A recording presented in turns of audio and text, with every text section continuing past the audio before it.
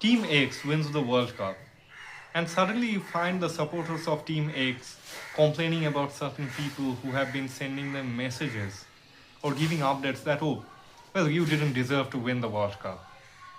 It was actually a person who was in your team, and he got the favors of the referees, and also the FIFA president is his friend. So why not? It's evident that he was going to win. Now, the supporters of Team X, they get so overwhelmed by these comments that they seriously take up the habit and role of hate watchers. If they find anyone supporting a rival team, suppose it is Team Y, they make sure that Team Y loses to their opponents. We are witnessing an age where people are making a transition from supporters to haters. And in this video, we will try to understand the psychology of the haters, how they function, and what happens inside their minds. For that, first we need to understand the nature of rivalry.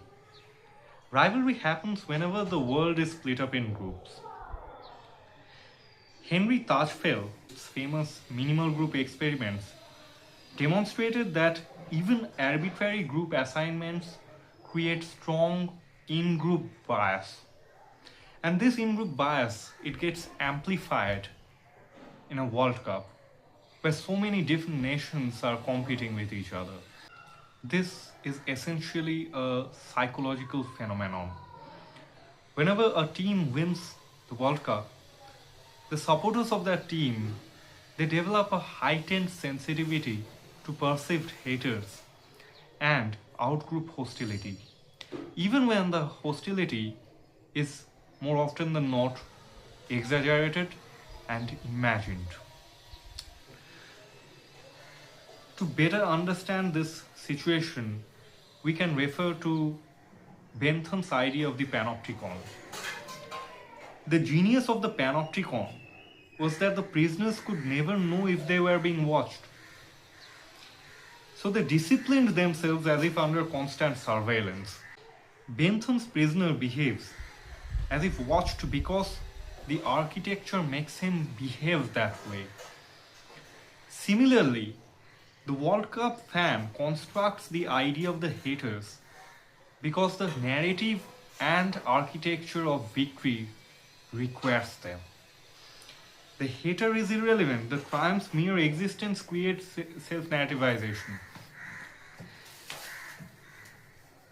And fans need rivalry to maintain their ego.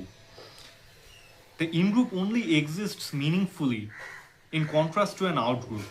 Without perceived opposition, victory often feels less special.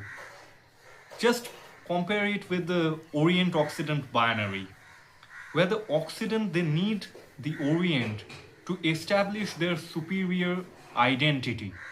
Similarly, Team X needs Team Y to establish its superiority.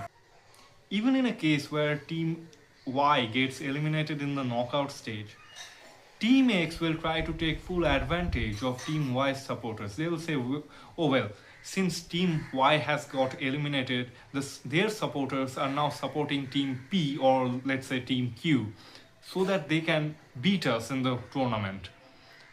This is a situation where Team X needs haters to establish its own superiority.